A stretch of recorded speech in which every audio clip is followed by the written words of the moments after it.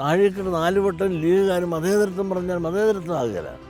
അവർ കുറച്ചുകൂടെ സംസ്കാരമുണ്ട്. പ്രത്യേകിച്ചും കുഞ്ഞാലിക്കുട്ടിയൊക്കെ കുറേ കൂടെ മാന്യമായി പെരുമാറുമെന്ന് ഞാൻ പ്രതീക്ഷിക്കുന്നു. അദ്ദേഹം ഇന്ന് ഭരണം കിട്ടാൻ വേണ്ടിയിട്ടൊരു ഭ്രാന്തനായി മാറിയിരിക്കുകയാണ്. ആ മലപ്പുറം ജില്ലയിൽ എൻ്റെ സമുദായത്തിന് പഠിക്കാനും പഠിപ്പിക്കാനും ഒരു സ്കൂൾ തരണ്ടേപ്പാ. ഞാൻ യാചിച്ചു, ഒരെണ്ണം തന്നില്ല.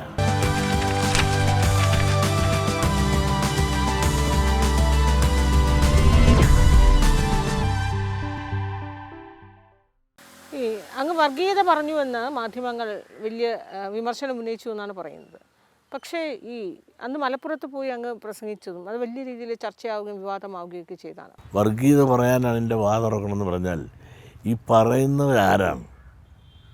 വർഗീയത മാത്രം പറയാനും ഭക്ഷണം കഴിക്കാനും മാത്രം വാ തുറക്കുന്നവരാണ് ലീഗിൻ്റെ നേതാക്കന്മാരാണ്. ഞാൻ മുസ്ലിങ്ങളെ ഞാൻ പറഞ്ഞിട്ടില്ല. മുസ്ലിം നേതാക്കന്മാർ അവരെൻ്റെ മുസ്ലിം എന്ന് പറഞ്ഞാൽ ലീഗ് എന്ന് പറഞ്ഞാൽ എന്താണ്? മുസ്ലിം ലീഗ്, മുസ്ലിം കൂട്ടായ്മയെന്ന്. അപ്പോൾ അത് തന്നെ വർഗീയതയല്ലേ? ഇപ്പോൾ അത് ദേശീയതയാണെന്ന് പറഞ്ഞ് ഞാൻ സമ്മതിക്കുക. മാത്രമല്ല, നിങ്ങൾ പറ, ആ മുസ്ലിം ലീഗ് എന്ന പാർട്ടിയുടെ അകത്ത് ഒരു മുസ്ലിം അല്ലാത്ത ആരെങ്കിലും ഒരാളെങ്കിലും സ്ഥാനാർത്ഥിയാക്കി നിർത്തിയിട്ടുണ്ടോ, ജയിപ്പിച്ചിട്ടുണ്ടോ? ഭരണ കമ്മിറ്റിയിൽ ആരെങ്കിലും വേറെ മുസ്ലിം അല്ലാത്തവരുണ്ടോ? ചുമ്മാ മതേതരമൊന്നും ഒക്കെ പ്രസംഗിച്ചാണ്. ഇതെല്ലാം പറയുമ്പോൾ എൻ്റെ വായടയ്ക്കാൻ വേണ്ടിയിട്ട് ഞാൻ വർഗീയവാദിയാണ് എന്ന് പറഞ്ഞുകൊണ്ട് എൻ്റെ കോലം വരെ കത്തിക്കുന്നുണ്ട്. എൻ്റെ കോലം കത്തിക്കാനും വാടപ്പിക്കാനും ഇവരാരും ശ്രമിച്ചാൽ ഒരു കാലത്ത് നടക്കില്ല. ഇവരെല്ലാം ഇവരുടെ ഉപ്പാപ്പ വിചാരിച്ചാലും എൻ്റെ വായടയ്ക്കാൻ സാധിക്കില്ല. ഞാൻ പറഞ്ഞു തന്നെയാണ്, സത്യമാണ് പറഞ്ഞത്. സത്യം പറയുമ്പോൾ ഇവരെന്തിനാണ് ചാടിക്കളിക്കുന്നത്? ഇവർ ചാടിക്കളിക്കാനായിട്ട് ഒരു പ്രാവശ്യമല്ല, 3ാമത്തെ പ്രാവശ്യമാണ് എന്നെ ആക്രമിക്കുന്നത്. അതെന്താ നിങ്ങൾ പറയാത്തത്? ഞാൻ മലപ്പുറത്ത് പോയി പറഞ്ഞതാണ് ആ പ്രശ്നം. അതിന് മുമ്പ് ഞാനൊരു കാര്യം പറഞ്ഞല്ലോ. ഇവിടെ കേരളത്തിലെ ഇടതുപക്ഷ ഗവൺമെൻറ് ഒരു ശ്രീനാരായണ യൂണിവേഴ്സിറ്റി കൊണ്ടുവന്നപ്പോൾ ആ യൂണിവേഴ്സിറ്റിയിൽ ഗുരുവിനെ അറിയാവുന്ന, ഗുരുവിനെ പഠിച്ചിട്ടുള്ള പ്രഗത്ഭരായ ഒരുപാട് ഈഴവർ കേരളത്തിലുണ്ടായിരുന്നു. 14 യൂണിവേഴ്സിറ്റിയിലും ഒറ്റ യൂണിവേഴ്സിറ്റിയിലും ഈഴവർ ഇവിടെ ഇല്ല. അതുകൊണ്ട് ഈ യൂണിവേഴ്സിറ്റിയിൽ ഈഴവനെ വെക്കേണ്ടതിന് പകരം, പ്രത്യേകിച്ച് SNDP യോഗത്തിൻ്റെ SNDRSൻ്റെ എല്ലാം ആസ്ഥാന കേന്ദ്രമായ കൊല്ലത്ത് ഒരു ഈഴവനെ വെക്കേണ്ടതിന് പകരം ഗൾഫിൽ നിന്നൊരു മുസ്ലിമിനെ കൊണ്ടുവന്ന് ഇവിടെ സ്ഥാപിച്ചു. ഇത് ശരിയായില്ല എന്ന് ഞാൻ പറഞ്ഞു. ആ ശരിയായില്ല എന്ന് പറഞ്ഞു മാത്രമല്ല, അത് തെളിഞ്ഞല്ലോ, അദ്ദേഹത്തിന് യോഗ്യത പോലും ഇല്ലായിരുന്നു. അവസാനം അദ്ദേഹത്തിൻ്റെ യോഗ്യതാ സർട്ടിഫിക്കറ്റ് പരിശോധിച്ചപ്പോൾ രാജിവെച്ച് പോയില്ലേ. അദ്ദേഹത്തിന് ഗുരുവിനെ പോലും അറിയില്ല, ഗുരുവിൻ്റെ പടം പോലും കണ്ടിട്ടില്ല. അദ്ദേഹം പോകുന്നവരെ ഗുരുവിൻ്റെ ഒരു ചിത്രം പോലും ആ യൂണിവേഴ്സിറ്റിയിൽ വെച്ചിട്ടില്ലായിരുന്നു. അത് ഞാൻ പറഞ്ഞപ്പോൾ ആദ്യം കയറി എറുത്താരാ? കുഞ്ഞാലിക്കുട്ടി. LDF ആണ് ഇവിടെ വെച്ചത്. എതിർത്ത കുഞ്ഞാലിക്കുട്ടിയാണ്. നടേശൻ വർഗീയതയാണ് പറയുന്നത്. അയാൾ വന്നാലും ഇരുന്നാലും ഒരു കുഴപ്പമില്ല എന്ന് പറഞ്ഞുകൊണ്ട് മുസ്ലിങ്ങളെ ചെറുതും വലുതുമായ എല്ലാവരും കൂടെ ഒന്നിച്ചെന്നെ ആക്രമിക്കുകയാണ്. അത് ഞാൻ സഹിച്ചു. രണ്ടാമതൊന്ന് പറഞ്ഞു, ഇവിടെ 9 MP നോമിനേറ്റ് ചെയ്തു, ഇടതും വലതും. അതിലൊരൊറ്റ പിന്നോക്കക്കാരനില്ല, പട്ടികജാതിക്കാരനില്ല, ഒരൊറ്റ ഈഴമില്ല. 7 ന്യൂനപക്ഷം, 2 ഭൂരിപക്ഷം, 2 നായർ, 7 5 മുസ്ലിം, 2 ക്രിസ്ത്യാനി. ഇത് ശരിയായില്ല. ഇടതുപക്ഷം പോലും വന്നിട്ട് പോലും ഈ പിന്നോക്ക വിഭാഗങ്ങളിൽപ്പെട്ട ഒരാളെപ്പോലും MP സ്ഥാനത്തേക്ക് നോമിനേറ്റ് ചെയ്തില്ല. തിരഞ്ഞെടുപ്പിൽ നിന്ന് അവരെ നിർത്തിക്കോട്ടെ ആരെങ്കിലും. ആ നോമിനേറ്റ് ചെയ്ത് ശരിയായില്ല എന്ന് പറഞ്ഞ ഉടനെ അല്ലേ അപ്പോഴും ചാടി വീണതാരാണ്? ഈ ഇടതുപക്ഷത്തെക്കാരല്ല വന്നത്. അവിടെ എല്ലാം തന്നെ UDF ലീഗുകാരാണ്. എന്നെ പിന്നെയും കടന്നാക്രമിക്കാം. ഞാൻ വർഗീയത പറയുന്നു എന്ന് പറഞ്ഞുകൊണ്ട് ഞാൻ സാമൂഹ്യ നീതിയല്ലേ പറഞ്ഞത്. അത് പറയുമ്പോൾ ലീഗുകാർ ഒന്നിച്ചിറങ്ങി അവിടുത്തെ ചെറുതും വലുതുമായ എല്ലാ ഘടകങ്ങളും ഒരേ മനസ്സോടെ ഒന്നിച്ചുകൂടി എന്നെ കടന്നാക്രമിക്കുക. ഈ കടന്നാക്രമണം എല്ലാം സഹിച്ചു. എന്നിട്ട് എന്തെല്ലാം പറഞ്ഞു? നവോത്ഥാന മൂല്യ സംരക്ഷണത്തിന് ഞങ്ങൾ രാജിവെച്ചിരിക്കുന്നു, താങ്കളും രാജിവെക്കണം എന്നെല്ലാം പറഞ്ഞ് എന്തെല്ലാം TV വിയിൽ പറഞ്ഞ് പത്രത്തിൽ. എന്നെ സഹായിക്കാനും ഞാൻ പറഞ്ഞ ന്യായമുണ്ടെന്ന് പറയാൻ ആരുമില്ലായിരുന്നു. അതിനുശേഷം 3 കൊല്ലം കൂടെ കൂടുമ്പോഴാണ് മലപ്പുറത്ത് ഞങ്ങൾക്കുള്ള ഒരു നിലമ്പൂർ ഒരു യൂണിയനുണ്ട്, അതിൻ്റെ വാർഷിക സമ്മേളനത്തിൽ പോകാറുണ്ട്. ആ വാർഷിക സമ്മേളനത്തിൽ പോയി സംസാരിച്ച കൂട്ടത്തിൽ ആ മലപ്പുറത്ത് ഒരൊറ്റ വിദ്യാഭ്യാസ സ്ഥാപനവും ലീഗ് തന്നിട്ടില്ല എന്ന് ഞാൻ പറഞ്ഞു. ലീഗ് തന്നിട്ടില്ല എന്ന് ലീഗിനെ കുറ്റപ്പെടുത്താൻ കാരണമുണ്ട്. ലീഗും ഞാനും എല്ലാം ഒന്നിച്ചുകൊണ്ട് പിന്നോക്ക സമുദായ മുന്നണി എന്ന് പറഞ്ഞുകൊണ്ട് ഭരണത്തിൽ കഴിഞ്ഞ LDF ഗവൺമെൻറ് പോയിട്ട് UDF ഗവൺമെൻറ് വരാൻ അവരോടൊപ്പം ഡൽഹി, അതോടൊപ്പം തന്നെ ഹൈക്കോടതി, സെക്രട്ടേറിയറ്റ് ഉൾപ്പെടെയുള്ള ഒരുപാട് സ്ഥലം മാർച്ചും കേസും ഒക്കെ നടത്തിയ ആളാണ്. ലക്ഷക്കണക്കിന് രൂപ അവരോടൊപ്പം നിന്ന് മുടക്കിയ ഒരാളെന്ന നിലയിൽ ഭരണത്തിൽ വന്നപ്പോഴെങ്കിലും ഞങ്ങൾക്ക് വല്ലതും തരണ്ടേ. അപ്പോൾ ലീഗ് കാണിച്ചു ശരിയായില്ല. വിദ്യാഭ്യാസ സ്ഥാപനങ്ങൾ അവർ മന്ത്രിയായി വന്നപ്പോൾ വാക്ക് പാലിച്ചില്ല. സ്പെഷ്യൽ റിക്രൂട്ട്മെൻറ്റ് നടത്തിപ്പോലും അവരുടെ കാര്യങ്ങൾ പരിഹരിച്ചപ്പോൾ ഞങ്ങളുടേതായ പരിഗണന എടുത്തില്ല. ഞാൻ പറയുന്നത് സ്കൂളെങ്കിലും ആ മലപ്പുറം ജില്ലയിൽ എൻ്റെ സമുദായത്തിന് പഠിക്കാനും പഠിപ്പിക്കാനും ഒരു സ്കൂൾ തരണ്ടേപ്പാ. ഞാൻ യാചിച്ചു, ഒരെണ്ണം തന്നില്ല. ഇത് ശരിയായില്ല എന്ന് ഞാൻ പറഞ്ഞാൽ മുസ്ലിം സമുദായത്താണ് ആക്ഷേപിച്ച് ട്വിസ്റ്റ് ചെയ്തവർ. മുസ്ലിം ലീഗിനെയാണ്, ലീഗിനെ ആക്ഷേപമുള്ള ട്വിസ്റ്റ് ചെയ്തത്. അത് പിന്നീടും ഞാൻ വർഗീയം എൻ്റെ കോലം വരെ കത്തിച്ച്. പക്ഷേ എൻ്റെ കോലം കത്തിച്ചാലും ഞാൻ പറഞ്ഞത് തീരത്തില്ല. എൻ്റെ വായടയ്ക്കാൻ ശ്രമിച്ചാലും വിചാരിച്ച വായടയ്ക്കാൻ സാധിക്കില്ല. എൻ്റെ കോലം കത്തിച്ചിട്ടും വായടച്ചിട്ടും എൻ്റെ അഭിപ്രായത്തെ ഇല്ലാതാക്കാൻ സാധിച്ചോ? ഞാൻ നിർത്തിയില്ലല്ലോ. ഇപ്പോൾ എല്ലായിടത്തും ഞാനത് തന്നെയല്ലേ പറഞ്ഞിട്ടിരിക്കുന്നത്. ഇപ്പോൾ അവരെന്താ മിണ്ടാത്തത് എന്താണ്? കാരണം എൻ്റെ എന്തിനു കോലം കത്തിക്കണം? എൻ്റെ കോലം കത്തിച്ചുകൊണ്ട് ഞാൻ പറഞ്ഞ അഭിപ്രായം തെറ്റാണെന്നവർ പറയട്ടെ. അവർ 11 കോളേജ് അവർക്കുണ്ട്, പിന്നെ വേറെ 6 കൂടെ ഉണ്ട്, 17 ഉണ്ട്. മലപ്പുറം എന്ന് പറഞ്ഞാൽ മുസ്ലിങ്ങളുടെ ആധിപത്യമുള്ള ഒരു സൗമ്യൊന്നും അല്ല. അവിടെ ഈഴവർ ജയിച്ചിട്ടുള്ളത് നല്ല സ്ഥലമുണ്ട്. പെരിന്തൽമണ്ണ ജയിച്ചിട്ടില്ല ഈഴവൻ, ഇടതുപക്ഷത്തിൽ നിന്നുണ്ട്. അവിടെ 4 നിയോജകമണ്ഡലത്തിൽ ഹിന്ദു ഭൂരിപക്ഷമുള്ള സ്ഥലമാണ്. അതെന്തുമാകട്ടെ, ഇവരും അവരുടേതായ ഒരു സാമ്രാജ്യം സ്ഥാപിക്കാനെല്ലാം നോക്കേണ്ടത്. അവിടെയും ബാക്കിയുള്ളവർക്ക് കൂടി വിദ്യാഭ്യാസ സ്ഥാപനം കൊടുക്കണ്ടേ? അത് ഒരു സമുദായത്തിനും കൊടുക്കില്ല, അവർക്ക് മാത്രമേ എല്ലാം. അത് ശരിയല്ല. അത് മതേതരത്വം പറഞ്ഞ് നാഴികയ്ക്ക് 4 വട്ടം ലീഗുകാരും മതേതരത്വം പറഞ്ഞാൽ മതേതരത്വം ആകുകയില്ല. അവർ കുറച്ചുകൂടെ സംസ്കാരം വരും. പ്രത്യേകിച്ചും കുഞ്ഞാലിക്കുട്ടിയൊക്കെ കൂടെ കുറേ കൂടെ മാന്യമായി പെരുമാറുമെന്ന് ഞാൻ പ്രതീക്ഷിച്ചിരുന്നു. അദ്ദേഹം ഇന്ന് ഭരണം കിട്ടാൻ വേണ്ടിയിട്ടൊരു ഭ്രാന്തനായി മാറിയിരിക്കുകയാണ്. അതിൽ ഏറ്റവും അതിന് കരുവായി എന്നെയാണ് ഉപയോഗിച്ചിരിക്കുന്നത്. ചന്തയിൽ എഡിറ്റോറിയൽ അദ്ദേഹം. ഞാനെന്ത് ചെയ്തത് അദ്ദേഹത്തോട്? ഇവരെന്ത് സമൂഹത്തിനും സമുദായത്തിനും വേണ്ടി ചെയ്തു പറയട്ടെ. ഞങ്ങൾ ഒന്നിച്ച് നടന്നതല്ലേ മല്ലനും മാധവനെ കൂടെ. മാധവൻ എവിടെ എത്തി, മല്ലൻ എവിടെ കിടക്കുന്നു? ഇതൊക്കെ പറയുന്നത് ചോദ്യത്തിന് ഉത്തരം തരണം. അതിനാണ് ചോദ്യത്തിന് ഉത്തരം പറയാതെ കൊഞ്ഞനം കാട്ടിക്കൊണ്ട് ഞാൻ വർഗീയത പറയുന്നു. ഇത് വർഗീയതയാണെങ്കിൽ വർഗീയത തന്നെ, അതല്ലെങ്കിൽ സാമൂഹ്യനീതിയാണെങ്കിൽ സാമൂഹ്യനീതി തന്നെ. മുസ്ലിം ലീഗിനെ അങ്ങ് പറയുമ്പോൾ പക്ഷേ പറയുന്നത് മുഴുവൻ സമുദായത്തിനാണല്ലോ കൊള്ളുന്നത്. കാരണം ഒരു സമുദായം മാത്രം എല്ലാ സംവരണവും എല്ലാ ആനുകൂല്യങ്ങളും നേടിയെടുക്കുന്നു എന്ന് പറയുമ്പോൾ അത് ശരിക്കും ആ സമുദായത്തിനല്ലേ വേദനിക്കുന്നത്? ആ സമുദായത്തിന് വ്യാഖ്യാനിക്കാനുള്ള അവസരം അവരുണ്ട്. അതിൽ തന്നെ സമ്പന്നർക്കല്ലേ കിട്ടുന്നത്. നിങ്ങളൊന്ന് ആലോചിച്ച് നോക്കി, ഈ കോളമല്ലേ അനുവദിച്ചെന്ന് പറഞ്ഞല്ല, ആ സമുദായത്തിലെ പാവപ്പെട്ടവർക്കെല്ലാം കൊടുത്തിട്ടുണ്ടോ നിങ്ങൾ തിരക്ക് നോക്ക്. ആ സമുദായത്തിലെ പണക്കാരുടേതായ ട്രസ്റ്റുകൾക്കാണ് ഇവരിതെല്ലാം കൊടുത്തിരിക്കുന്നത്. ഒരു പാവപ്പെട്ടവർ കൊടുത്തിട്ടില്ല.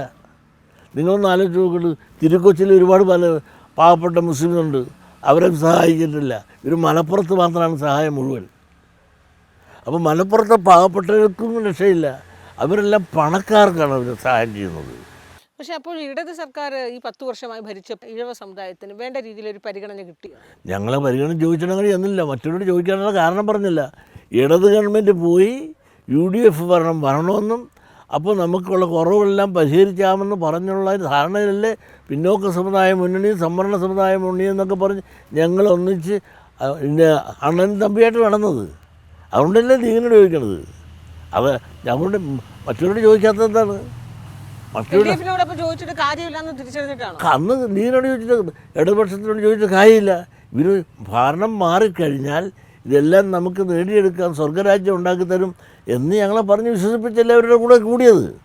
അത് കഴിഞ്ഞതിന് ശേഷം ഇപ്പോൾ 1ഉം 2ഉം പിണറായി സർക്കാരുകൾ ഭരിച്ചിപ്പോൾ കഴിയാറായി ഭരണം. 10 വർഷം കൊണ്ട് ഈ LDF സർക്കാരിൻ്റെ കാലയളവിൽ അങ്ങ് ആഗ്രഹിച്ചതൊക്കെ അല്ലെങ്കിൽ അങ്ങ് ആഗ്രഹിച്ചതിൻ്റെ ഏതെങ്കിലും ഒരു പകുതിയെങ്കിലും നേടാൻ കഴിഞ്ഞു ഈ സർക്കാർ? ഈ സർക്കാരിൻ്റെ കലി അങ്ങനെ പകുതി നേടാൻ സാധിച്ചോ എന്ന് ചോദിച്ചാൽ നേടിയിട്ടില്ല. പക്ഷെ അതിൽ അങ്ങേക്ക് ഒരു പരിഭവമില്ല. പരിഭവം ഉണ്ട്, പക്ഷെ അത് ഒരു വേദിയിൽ പോലും അങ്ങ് അടയാളപ്പെടുത്തുന്നില്ല. അടയാളപ്പെടുത്തുന്നില്ല എന്ന് മാത്രമല്ല, എല്ലാ വേദിയിലും മുഖ്യമന്ത്രി അങ്ങ് ആലിംഗനം ചെയ്യുകയാണോ ചെയ്യുന്നത്? അല്ല, നിങ്ങൾ ഈ മുഖ്യമന്ത്രി ആലിംഗനം ചെയ്യുന്നത് നിങ്ങളെന്തിനാണ് പിണങ്ങണത്? ഞാൻ മുഖ്യമന്ത്രി അല്ല, നിങ്ങൾക്ക് അല്ല, ഈ പ്രതിപക്ഷ നേതാവിൻ്റെ കയ്യിരിപ്പ് അതുകൊണ്ടായതുകൊണ്ടാണ് ഞാൻ ഭരണത്തിൽ മുഖ്യമന്ത്രിയെ കാണുമ്പോൾ ഞാൻ കടിച്ചു കയറണമെന്ന് നിങ്ങൾ പറഞ്ഞത് ശരിയാണ്. നമ്മൾ അല്ല, ഈ 10 വർഷം ഭരിക്കുന്ന ഒരു സർക്കാരാണ്. അങ്ങയുടെ പ്രതിനിധാനം ചെയ്യുന്ന സമുദായത്തിന് വേണ്ട രീതിയിൽ ഒരു ആനുകൂല്യങ്ങൾ ഇപ്പോഴും കിട്ടിയില്ല എന്നും അങ്ങ് പറയുന്നു. അപ്പോൾ സ്വാഭാവികമായി ഏതെങ്കിലും ഒരു വേദിയിൽ ആ ഒരു വിമർശനം ഉന്നയിക്കേണ്ടതല്ലേ? ആ വിമർശനം ഞങ്ങൾ ഒറ്റ കാര്യത്തിന് ആലോചിക്കണം. ഈ ഗവൺമെൻറ്റിനോട് ഞങ്ങൾ വിദ്യാഭ്യാസ മേഖലയിലുള്ള കുറവുകൾ പരിഹരിക്കണം എന്ന് പറഞ്ഞുകൊണ്ടൊരു ഡിമാൻഡ് വെച്ച് ഞങ്ങൾ ഇതുവരെ പോയിട്ടില്ല. പക്ഷേ ഞങ്ങൾക്ക് ചില കോഴ്സുകളും കാര്യങ്ങളും കോളേജുകളും കുറവുള്ളതെല്ലാം ലഭിക്കണമെന്ന് പറഞ്ഞതനുസരിച്ചുള്ള അതെല്ലാം തന്നിട്ടുണ്ട്. തന്നതുപോലെ പറയണ്ടേ, അത് പുതിയ കോളേജ് തുടങ്ങുക എന്ന് പറഞ്ഞൊരു നയം എന്ന നിലയിൽ ഈ ഗവൺമെൻറ് എടുക്കാത്തതുകൊണ്ട് ഞങ്ങൾ ചോദിച്ചുമില്ല, തന്നുമില്ല. അതേസമയത്ത് കോഴ്സുകൾ ഞങ്ങൾ കോളേജുകളിലെല്ലാം കോഴ്സുകൾ എന്ന് പറഞ്ഞാൽ ഞങ്ങൾക്ക് വളരെ കുറവാണ് കോഴ്സുകൾ. മറ്റുള്ള സമുദായങ്ങളിലെ ഒരു കോളേജ് എന്ന് പറഞ്ഞാൽ ഞങ്ങളുടെ 3 കോളേജിന് തുല്യമാണ്. കാരണം ഞങ്ങളുടെ കോളേജ് കോഴ്സ് തരത്തില്ല, പണ്ടുള്ളവരും ഇപ്പോഴുള്ളവരൊക്കെ. പിന്നെ ഈ ഗവൺമെൻറ് ഞങ്ങൾക്ക് കോഴ്സുകൾ കുറേ അധികം എല്ലാ കോളേജുകളും തന്നിട്ടുണ്ട്. സംതൃപ്തനാണ്. ഇനിയിപ്പോൾ ഒരുപാട് കോഴ്സ് കിട്ടിയിട്ടും കാര്യമില്ലാത്ത അവസ്ഥയിലേക്ക്, കോളേജിൽ പഠിക്കാൻ പോലും പിള്ളേരില്ലാത്ത അവസ്ഥയിലേക്കാണ് ഇപ്പോൾ നിലനിൽക്കുന്നത്. അപ്പോൾ അത് മാറ്റി വിദ്യാഭ്യാസ മേഖലയിലുള്ള ആവശ്യങ്ങൾക്കപ്പുറത്തേക്ക് മറ്റു മേഖലകളിൽ SNDPക്ക് വേറെ ആവശ്യങ്ങളൊന്നുമില്ല എന്നാണോ? കാരണം ഉണ്ടല്ലോ ഇവിടെ ഇപ്പോൾ ഈ ഭരണത്തിലുള്ള പങ്കാളിത്തം, അതാണ് സാമൂഹ്യ നീതി ഞങ്ങൾ എപ്പോഴും പറയാറുണ്ട്. അധികാരത്തിലുള്ള ഇപ്പോഴും കോർപ്പറേഷൻ ഇവിടെ കൊടുക്കുന്നുണ്ട്, MLA-മാർ MP-മാർ. അതുകൊണ്ടല്ലേ നോമിനേറ്റ് ചെയ്തപ്പോൾ MP-മാർ നോമിനേറ്റ് ചെയ്തപ്പോൾ ഇടതുപക്ഷം പോലും ഒരു ഈഴവൻ നോമിനേറ്റ് ഇല്ല എന്ന് ഞാൻ പറയാൻ കാരണം എന്താണ്? അവർ ചെയ്താൽ ശരിയല്ല എന്നുള്ളതുകൊണ്ട് തന്നെയാണ്. അതുപോലെ തന്നെ ഇവിടുത്തെ ജനാധിപത്യത്തിൽ ഭരണത്തിൽ പങ്കാളിത്തം വേണം. ഒരു പിണറായി ഉണ്ടായതുകൊണ്ട് ഭരണത്തിൽ പങ്കാളിത്തം ആയില്ല. ഒരുപാട് പിണറായിമാരിവിടെ ഉണ്ടാകണം. പണ്ട് R. ശങ്കർ ഉണ്ടായിരുന്നപ്പോൾ എത്ര പേരുണ്ടായിരുന്നു? ഇപ്പോൾ എത്ര പേരുണ്ട്? കോൺഗ്രസ്സിനെ തന്നെ നോക്ക്. കോൺഗ്രസ് വന്ന് ഒരു ബാബു മാത്രമേ ഒരു MLA ഉള്ളൂ. എന്തുകൊണ്ടിത് സംഭവിച്ചു? ഇടതുപക്ഷത്തിനകത്തും ആലപ്പുഴ ജില്ലകൾക്ക് നോക്കുക, ഒരാളാവുള്ളൂ. ജനാധിപത്യത്തിൽ ഇവിടെ ഘടകകക്ഷികൾക്ക് പങ്കിട്ട് കൊടുക്കുമ്പോൾ കുരങ്ങൻ അപ്പം കണ്ടിട്ട പോലെയാണ്. കണ്ടിട്ട് എല്ലാം ന്യൂനപക്ഷം വിഴുങ്ങുന്ന അവസ്ഥയാണ്. ഇവിടെ നമുക്ക് നോക്ക്, അരൂര് ആർക്കാണ് കൊടുത്തിരിക്കുന്നത്? എത്ര ശതമാനമുള്ള ആളുകൾക്കാണ് കൊടുത്തത്? അങ്ങനെ നോക്കുകയാണെങ്കിൽ കേരളത്തിൽ നോക്കിയാൽ ആലപ്പുഴ ഇടതുപക്ഷം കൊടുത്തിരിക്കുന്നത് 1 സീറ്റ്, കോട്ടയത്തൊന്ന്, എറണാകുളത്തൊന്ന്, കൊല്ലത്തൊന്ന്, ഇങ്ങനെ പോകണം. ശരിയാണല്ല. കാരണം ബാക്കിയുള്ളവരെല്ലാം വോട്ട് ബാങ്കായി നിൽക്കുകയാണ്. അവർക്കെല്ലാം ബാർഗെയിൻ പവറുണ്ട്. ഈഴവൻ വോട്ട് ബാങ്ക് അല്ലാത്തത് കൊണ്ടുമാണ് ഈ കുഴപ്പം. ഈഴവ സമുദായം വോട്ട് ബാങ്ക് അല്ല എന്നാണോ അങ്ങ് പറയുന്നത്? അതെ. ഞാൻ ചോദിക്കട്ടെ, ഇവിടെ ഒരു ഈഴവൻ നിന്നാൽ ഈഴവൻ വോട്ട് ചെയ്യുമോ? മറുഭാഗത്ത് വേറൊരാൾ നിൽക്കണമെങ്കിൽ അതായത് പേര് നോക്കി ഞങ്ങൾ വോട്ട് ചെയ്യുന്നവരല്ല. മറ്റുള്ള ന്യൂനപക്ഷങ്ങൾ പേര് നോക്കിയും ആണ്, ഞങ്ങൾ ചിഹ്നം നോക്കി വോട്ട് ചെയ്യും. പക്ഷേ കഴിഞ്ഞ ലോക്സഭാ തെരഞ്ഞെടുപ്പിൽ 2024 ലോക്സഭാ തെരഞ്ഞെടുപ്പിൽ ഇടതുമുന്നണി അല്ലെങ്കിൽ പ്രത്യേകിച്ച് CPM ഈ നെഞ്ചിലടിച്ചതുപോലും ഈഴവ വോട്ടുകൾ പരമ്പരാഗതമായി കിട്ടിക്കൊണ്ടിരുന്ന ഈഴവ വോട്ടുകളൊക്കെ അകന്നുപോയി എന്നാണ്. BDJS-ലൂടെ അതൊക്കെ BJP-യിലേക്ക് നേടിയെന്നാണ് ഈ വോട്ട് ശതമാനത്തിൻ്റെ കണക്കുകൾ നിരത്തി CPM സംസ്ഥാന സമിതിയിൽ പോലും ചർച്ചയായതാണ്. അതൊരു വിലയിരുത്തലുണ്ടായതാണ്. സത്യമാണ്. അങ്ങനെ വിലയിരുത്താനെങ്കിൽ നവോത്ഥാന മൂല്യ ഇവിടെ പണ്ടൊരു ജാഥ നടത്തിയായിരുന്നു. അന്നൊരു 16% കിട്ടിയായിരുന്നു BJP ഉൾപ്പെടെയുള്ള ഘടകകക്ഷി. ആ റേഞ്ചിൽ ഇതുവരെ എത്താനൊന്നും സാധിച്ചിട്ടില്ല BJP-ക്കാർക്ക്. പക്ഷെ കഴിഞ്ഞ തെരഞ്ഞെടുപ്പിടത്തോളം ശോഭാ സുരേന്ദ്രൻ ഇവിടെ നിന്നപ്പോൾ കുറച്ച് വോട്ട് കിട്ടിയെന്നുള്ളത് നേരാണ്. അന്ന് എന്തുകൊണ്ട് കമ്മ്യൂണിസ്റ്റ് പാർട്ടി ഇവിടെ പരാജയപ്പെട്ടിരുന്നു അവർ തന്നെ ഓർക്കണ്ടേ? കാരണമുണ്ട്. അഖിലേന്ത്യാ ലെവലിൽ കോൺഗ്രസ്സിനെ ജയിപ്പിക്കണമെന്ന് മുസ്ലിങ്ങൾ അഖിലേന്ത്യാ നേതൃത്വം തീരുമാനിക്കുകയും അവരെല്ലാവരും ഒന്നിച്ച് മുസ്ലിം സ്ഥാനാർത്ഥികൾ അല്ലെങ്കിൽ പോലും കോൺഗ്രസ് ജയിപ്പിക്കാൻ ശ്രമിച്ചപ്പോൾ മറുപുറ ഒരു വികാരമുണ്ടായി. ഇവിടെ നിന്നാരായിരുന്നു? ആരിഫ നിന്നത്. ഇവിടെ മറിച്ചു നിന്ന് വേണുഗോപാലാണ്. ഈ ആരിഫിന് പോലും മുസ്ലിങ്ങളിലോട്ട് ചെയ്തില്ലല്ലോ. ഈ മണ്ണഞ്ചേരിയുള്ളവർ ആരെങ്കിലോട്ട് കൊടുത്താൽ, സക്കറിയാബ് സാറിലുള്ളവരോട്ട് കൊടുത്താൽ, ലിസ്റ്റെടുത്ത് നിങ്ങൾ നോക്ക്. ആ വോട്ട് എങ്ങോട്ടാണ് പോയത്? കോൺഗ്രസിന് പോയി. അത് അഖിലേന്ത്യാ ലെവലിൽ ലീഗെടുത്ത മുസ്ലിങ്ങളെടുത്തൊരു തീരുമാനം, ഇവിടെ BJP ഭരണം ഇന്ത്യ വരരുതെന്നും ഇവിടെ കോൺഗ്രസ് വരണമെന്നുള്ള തീരുമാനത്തിൻ്റെ അടിസ്ഥാനത്തിൽ അവർ കോൺഗ്രസിന് കൊടുക്കാൻ പറ്റും. അതുകൊണ്ടാണ് വേണു ഇത്ര വോട്ട് കിട്ടിയത്.